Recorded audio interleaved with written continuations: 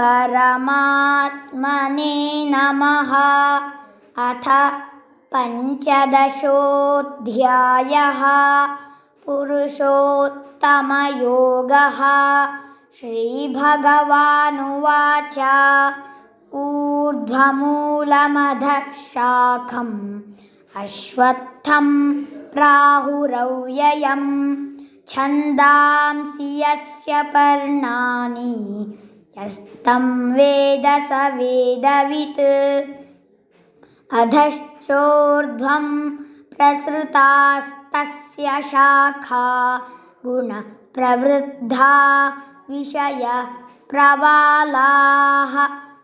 अधश्च मूलान्यनुसन्ततानि कर्मानुबन्धीनि मनुष्यलोके।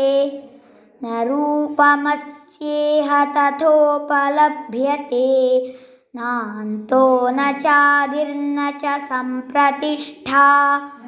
अश्वत्थमेनं सुविरूढमूलम् असङ्गशस्त्रेण दृढेन छित्त्वा ततः पदं तत्परिमार्गितव्यं यस्मिन् गता न निवर्तन्ति भूयः।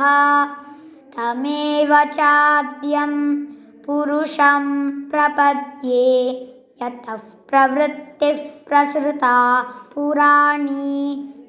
निर्मानमोहा जितसङ्गदोषा अध्यात्मनित्या विनिवृत्तकामाः। द्वन्द्वैर्विमुक्ता सुखदुःखसंज्ञैर्गच्छन्त्यमूढाः पदमव्ययं तत्।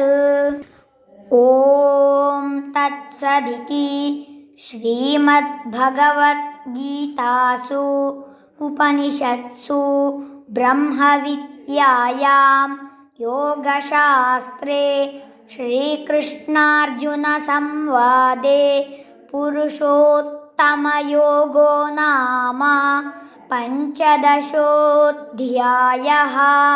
हरिः ओम्।